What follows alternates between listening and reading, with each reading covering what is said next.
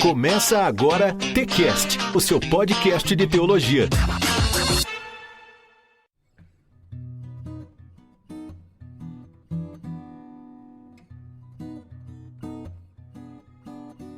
Muito bem, estamos iniciando mais um Teologicamente, o seu podcast de teologia.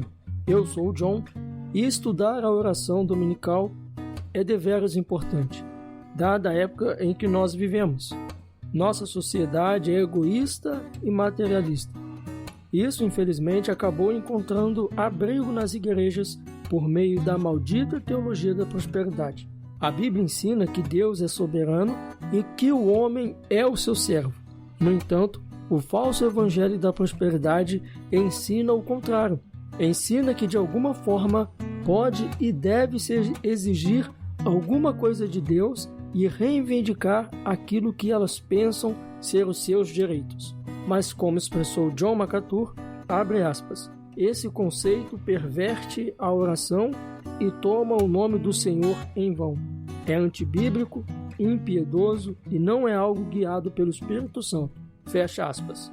Nesse sentido, nós iremos fazer uma série de episódios, uma série de podcasts sobre a importância da oração com base no Evangelho de Mateus, capítulo 6, do versículo 9 a 13, onde fala da oração do Pai Nosso. Então, nesse sentido, nós iremos analisar de forma pormenorizada a oração que Jesus nos ofereceu, a oração do Pai Nosso. E participando desse episódio está o Argemiro. Tudo bem com você? Boa noite, tudo bem? Tudo certo. O que você acha da importância, né, da gente estar falando sobre esse tema, sobre a oração do Pai Nosso? Bom, a oração do Pai Nosso é muito importante, né? Porque ela é a base de como devemos orar. Acredito que hoje esteja se deturpando muito a forma da oração, esteja usando a oração de uma maneira errada. Nós acabamos esquecendo de como Jesus ensinou a oração, de como devemos orar. Por isso é tão importante nós voltarmos à oração do Pai Nosso para ver como é que Jesus ensinou seus discípulos a orar e assim como eles, nós estejamos aprendendo também a orar, entendendo também a importância da oração. Cara, e a gente vê que, por exemplo, assim, as pessoas, elas têm muitas dúvidas, né, a respeito da oração. Elas querem saber qual é a utilidade da oração, se Deus já conhece todas as coisas. E será que através da oração nós podemos modificar alguma coisa que Deus já determinou, que Deus já decretou? Então, e muitas dúvidas surgem também, as pessoas perguntam como orar. Então, talvez uma da importância da gente estar falando sobre o tema, desse tema da oração do Pai Nosso, seria para responder uma dessas perguntas, né? Sim, responder, eu acho que todas as perguntas da gente sobre oração a gente consegue definir no Pai Nosso, né? Porque, como você falou, as pessoas acham que pode orar e mudar a vontade de Deus, sendo que na verdade a oração é para nos moldar, é para nos moldar. E a nossa oração, muitas vezes eu acredito que Deus nos leva a orar porque Ele quer agir através da nossa oração. Não é que a nossa oração muda Ele, mas Ele nos leva a orar porque a maneira que Ele escolheu agir é através da nossa oração. E é um privilégio que nós temos, né, de ter acesso diretamente ao Pai, de podermos abrir nosso coração para Ele, falar tudo o que sentimos e poder desabafar e ter relacionamento de pai para filho mesmo, né? Como vamos ver aqui na oração do Pai Nosso. E a oração é uma disciplina espiritual muito importante para a vida do crente, né? O pastor ele sempre costuma falar, imagina quando você está com fome, como é que você alimenta a sua fome? Através de um alimento. E ele faz essa analogia dizendo que a nossa alma, ela sente fome e através da oração, através da leitura bíblica, você sacia essa fome que você sente, né? Então a oração ela é importante também nesse aspecto, né? Sim, tem até a música que quando nós éramos crianças cantávamos, né? Leia a Bíblia e faça oração se quiser crescer. Se você quer ter um crescimento espiritual, quer ter um crescimento com Cristo, a base é além da Bíblia orando. No Catecismo Maior de Westminster, na pergunta de número 178, diz: o que é a oração? A resposta diz: a oração é o oferecimento dos nossos desejos a Deus em nome de Cristo e com o auxílio do seu Espírito, com a confissão de nossos pecados e um grato reconhecimento das suas misericórdias. Então, veja, né, a definição que o Catecismo Maior do Westminster dá para a oração, que é um oferecimento dos nossos desejos a Deus, né, em nome de Cristo e com o auxílio do Espírito Santo.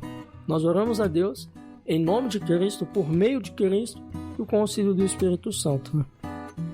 Verdade, eu acho que a confissão conseguiu resumir bem o Pai Nosso, né? Se você pegar o Pai Nosso, a confissão fez um bom resumo do que ele é mesmo. É isso aí.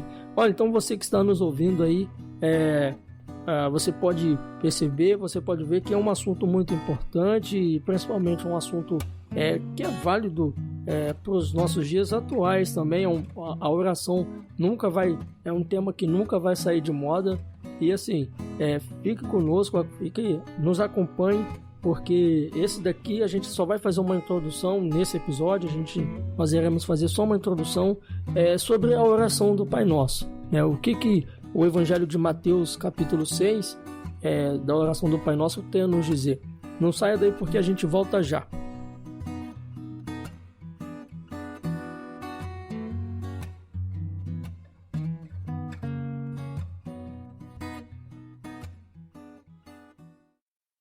O podcast é uma mídia que cresce a cada dia e nós do Teologicamente não ficamos de fora dessa. Você pode nos encontrar nas principais plataformas de streaming. Lá você encontrará temas bíblicos variados, entrevistas e o devocional reformado Aprendendo com o Texto. Fique ligado, episódios mensais e semanais. Inscreva-se já na sua plataforma de podcast favorita. Nos vemos por lá.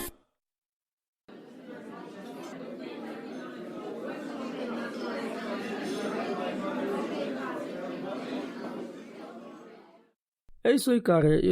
Eu sei que muitas pessoas já conhecem a oração do Pai Nosso, alguns, né, já conhecem de cor salteado, mas vamos estar dando uma lida aí nesse texto. O que o Evangelho de Mateus, capítulo 6, versículo 9 ao 13 aí nos diz?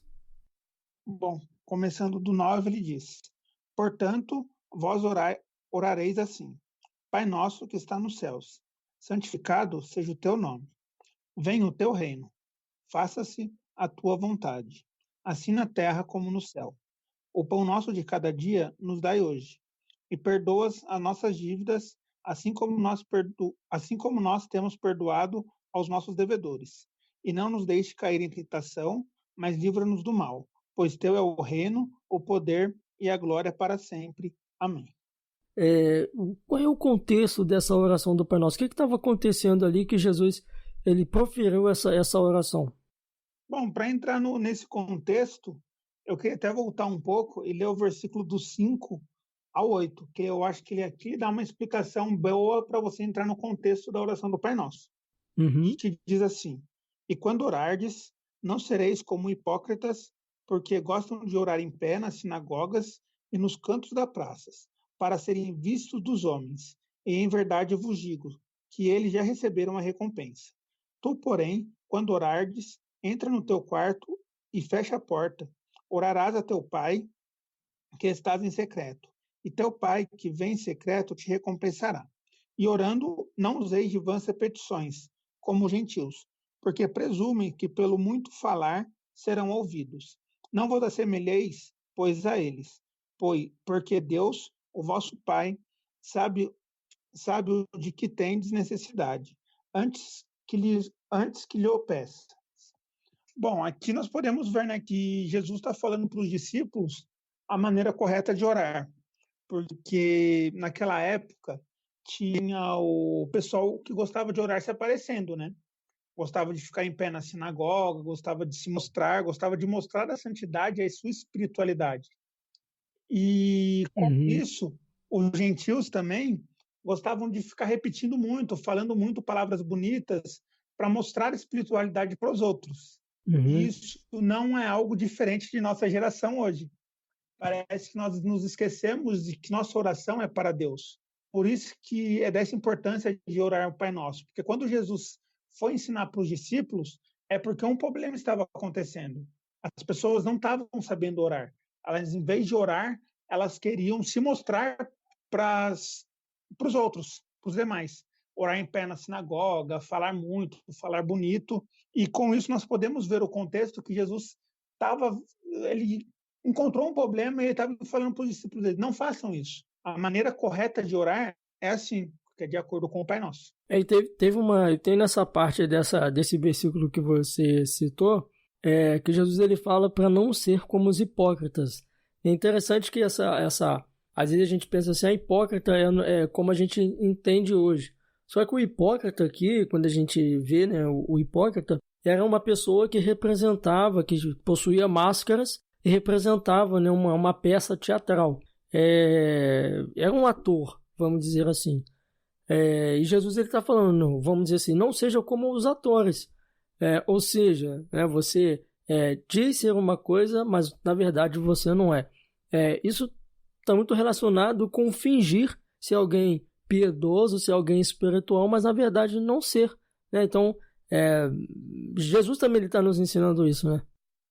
Sim, ele está nos mostrando que o nosso relacionamento com o Pai, com nossas orações, é algo em secreto, é algo que eu não preciso mostrar para o outro.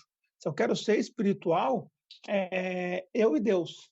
Ninguém precisa ver, porque essas pessoas, os hipócritas, eles acabam recebendo a recompensa das pessoas, né? Porque as pessoas vão ver, vão falar, nossa, ele é espiritual. Essa é a recompensa da oração dele, da oração hipócrita, né? Estavam querendo mais a atenção, ter uma plateia, do que realmente chamar a atenção de Deus nas suas orações, né? Isso mesmo. Cara, e a gente, no texto, a gente viu, né, nessa oração do Pai Nosso, quais seriam assim, os benefícios que a gente poderia ver que a oração do Pai Nosso, ao aprender com esse texto, quais seriam os benefícios da oração do Pai Nosso? Bom, o primeiro benefício, eu acredito que seja o relacionamento de pai para filho, né? Porque aqui nós reconhecemos Deus como nosso Pai, que a oração começa, Pai Nosso. Então, o reconhecimento, assim, que nós temos um Pai, que Deus não é um ser supremo que está lá em cima, olhando e pouco se lixando para a gente aqui embaixo. Na verdade, Ele é nosso Pai. Ele quer ter um relacionamento direto conosco. E algo muito interessante, que começa no versículo, ele não fala meu Pai, ele fala Pai Nosso. E hoje, no mundo que vivemos individualista, esta palavra não seria bem encaixada. Porque muitas vezes as pessoas hoje acham que tem intimidade com Deus, chama de Aba, paizinho, mas aquela coisa individual, que é minha. Mas o versículo já começa falando Pai Nosso, ou seja, nós somos um corpo, nós temos irmãos, então nós não devemos ser egoístas, porque o Pai é nosso. Se o Pai é nosso, nós devemos nos preocupar com nossos irmãos também. O segundo benefício é o santificado seja o teu nome. Aqui é a primeira petição da oração, né? Antes de qualquer coisa, de pedir alguma coisa, aqui Jesus está ensinando que nosso pedido deve ser para santificar o nome do Senhor. Hoje nós acabamos meio que depravando o nome do Senhor, achando em nome da intimidade. Mas eu creio que ninguém daqui teve tanta intimidade com Jesus, tanta intimidade com Deus do que Jesus naquele momento. Ele estava aqui na terra como homem. E mesmo assim ele falou, santificado seja o teu nome. Então esse mostra o relacionamento, reconhecendo Deus, né? Reconhecendo a sua santidade, a sua divindade, reconhecendo o quão pequeno nós somos em relação a Ele. Reconhecendo literalmente que somos adoradores e dependentes dEle. Logo abaixo, venha o teu reino. Ou seja, nós novamente reconhecendo que o reino é dEle, que a vontade é dEle, que Ele é soberano e eu sou súdito, que Ele manda e eu obedeço, que eu sou servo. E o mais interessante, que por mais que não venha o teu reino, nós temos o relacionamento do soberano com o súdito, é o mesmo relacionamento de pai para filho. Pois, enquanto um filho mora dentro da casa de seus pais, ele deve obediência, ele deve obedecer, ele deve seguir as ordens dos pais. Até a Bíblia fala: honra teu pai e tua mãe para que seus dias se prolonguem na terra. Então, por mais que nós temos um relacionamento de pai com o filho com ele, nós também temos esse relacionamento de soberano e servo, soberano de Deus com o seu servo, que é nossa obediência. E o outro ponto também é o seja feita a tua vontade, que é o relacionamento de mestre com servo, que além de a gente reconhecer que ele é soberano, dono de tudo, a gente prefere que a vontade dele esteja acima da nossa, que a vontade dele se cumpra. E algo interessante nessas três primeiras petições é que nessa oração eu estou pedindo tudo que seja feita à vontade de Deus. Eu estou engrandecendo o nome dele, eu estou pedindo para que venha o reino dele e, principalmente, eu estou pedindo a vontade dele. Então, eu me coloco debaixo da graça dele, eu me coloco debaixo da vontade dele. A oração é para me reconhecer que eu sou pequeno e Deus é grande. E que ele sabe o que é melhor para nós. Logo após vem o pão nosso de cada dia, que é que eu acredito que seja parte do reconhecimento. Eu acho que nessa parte seja aquele relacionamento de confiança e de dependência, porque nós pedimos que venha tudo dele. E quando chega no pão nosso de cada dia, ou seja, eu sei que Deus vai me suprir hoje. Eu não estou pedindo para Deus o pão nosso do nosso amanhã, o pão nosso do nosso futuro. Não, é o pão nosso de cada dia. É o que eu necessito a cada dia. E eu consigo me lembrar do Salmo 23, né? Que fala lá no Salmo 23, a gente vê essa dependência também. Então, aqui a gente consegue reconhecer que Deus é o nosso benfeitor e nós somos gratos a Ele e dependemos dele. Acho que nessa parte do pão nosso de cada dia consegue até combater a nossa ansiedade, pois nós sabemos que Deus vai nos dar o pão nosso. É o benfeitor com o beneficiário. Nós sabemos que ele vai suprir as nossas necessidades. Nós somos os beneficiários, né? Isso, nós somos os beneficiários, ele é o benfeitor, que é que nós somos sustentados pela vontade dele. Logo após vem o perdoa as nossas dívidas. Aqui, acho que a outra parte, novamente, que nós não podemos ser egoístas, porque é meio que a continuação do versículo é perdoa nossas dívidas, assim como nós perdoamos os nossos devedores. É meio que, como é que eu posso querer que Deus me perdoe se eu não perdoo o meu irmão? Aqui a gente tem que tomar muito cuidado e pensar bem nisso, porque é condicional. Eu estou falando para Deus, me perdoa assim como eu faço. Então, embora a gente reconheça que a gente precisa de um Salvador, esse amor do Salvador nos moldou de tal forma, esse perdão nos deu a salvação, nos transformou de tal forma que nos ensinou a perdoar os nossos irmãos. E o último ponto... Aí mostra Pode... E mostra esse relacionamento, né, entre o Salvador e o pecador, né? Sim, esse relacionamento... Acho bem interessante o que você falou agora, que é o relacionamento do Salvador, do pecador e com o meu irmão pecador também. Porque do mesmo jeito que o Pai é nosso, aqui eu vou estar perdoando meu irmão. Então mostra esse relacionamento do Criador com a criação, do Salvador com seus filhos. E no outro ponto, o sétimo ponto é não nos deixe cair em tentação. Aqui é um relacionamento de guia com o peregrino, né? É que aqui nós reconhecemos também que se depender de nós vamos cair. Se depender de nossas vontades, nós vamos fazer o que a nossa carne quer, nós vamos fazer o que é errado. Então nós dependemos da sua vontade, nós temos nele um guia que vai nos livrar de cair das tentações. Num resumo breve assim, seria mesmo esse relacionamento de Deus sendo o nosso alvo, nosso guia, que ele vai estar no nosso lado, caminhando conosco. E algo muito interessante que tem aqui é que os 3 primeiros pedidos é sobre a vontade de Deus, é sobre o reino dele, e é sobre a vontade dele. E nos demais pedidos, é o pão nosso de cada dia, é perdoar nossas dívidas e não nos deixar cair em tentação. Aqui a gente não vê pedido de coisas de vaidades, de coisas que vão fazer suprir as minhas vaidades. Na verdade, o que vamos aqui é nós reconhecemos que a vontade de Deus é boa, perfeita e agradável, e os nossos pedidos devem ser de coisas que realmente necessitamos. E confiamos nele para que a vontade dele é soberana.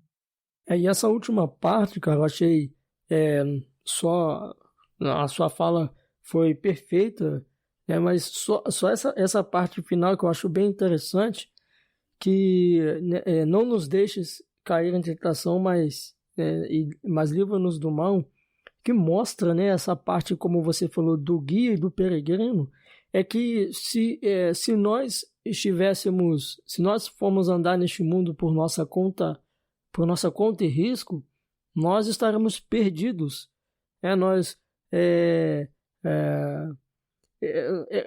Realmente como um viajante que vai para um país que não conhece nada daquele país e está andando naquele país perdido. Então, se nós não tivermos Deus como nosso guia, nós vamos estar perdidos. Nós nunca iremos achar o caminho. Que, como a palavra diz, que Jesus é o caminho, a verdade e a vida. Nós nunca, se Deus não for o nosso guia, nós jamais iríamos encontrar esse caminho. Verdade. É bem isso que você falou mesmo. Nós estamos, eu lembro de quem que é a frase, nós estamos nesse mundo, mas não somos desse mundo. Então, sem nosso guia, sem Jesus, nós estaremos perdidos, seremos como cegos aqui, né? Porque nós não conseguiremos caminhar para a eternidade, que é para onde Deus nos criou.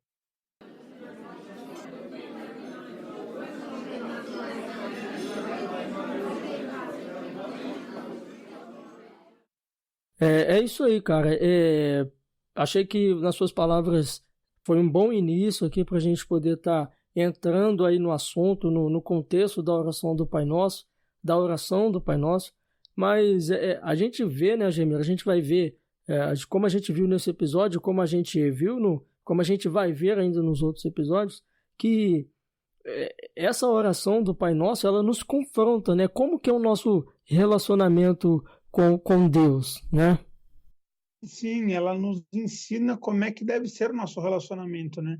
Ou é aquele relacionamento superficial, ou é literalmente um relacionamento de pai para filho, de Deus com a sua criatura, né? Se nós entendemos mesmo que nós temos um pai que está disposto a nos ouvir, e quer nos ouvir, que quer esse relacionamento mais profundo com ele. E ela nos mostra, né? Ela serve até para a gente fazer uma reflexão para mostrar quais têm sido as nossas prioridades quando nós estamos orando. O que será quando nós estamos orando, nós estamos pedindo para Deus?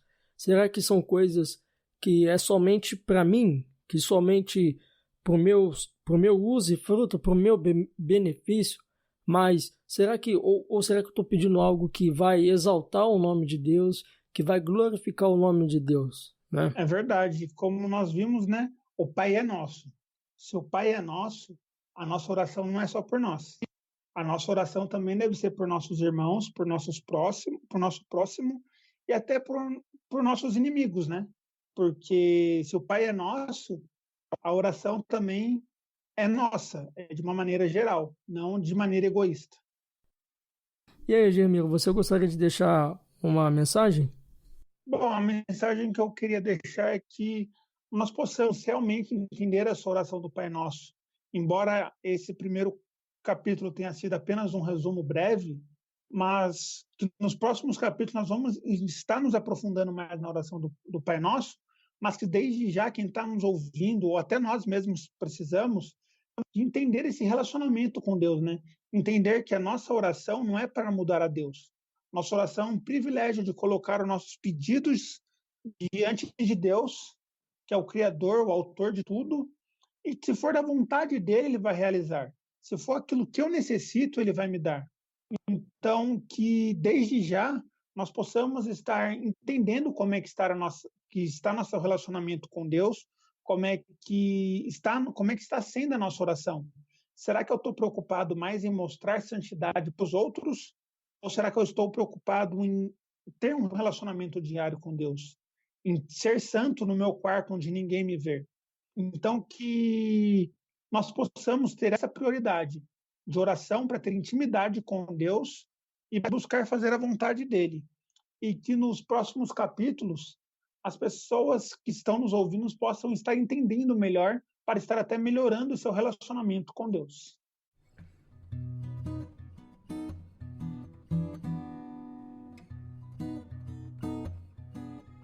Agemir, eu quero agradecer a sua participação. Muito obrigado pelas suas colocações. Que Deus possa continuar te abençoando cada dia mais, te dando sabedoria, te dando conhecimento.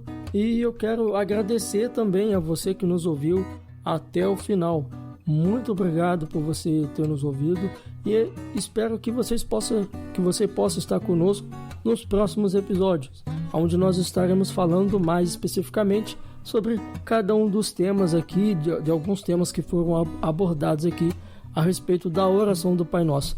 Eu acredito que vai ser muito importante para o seu crescimento espiritual. Muito obrigado e até a próxima.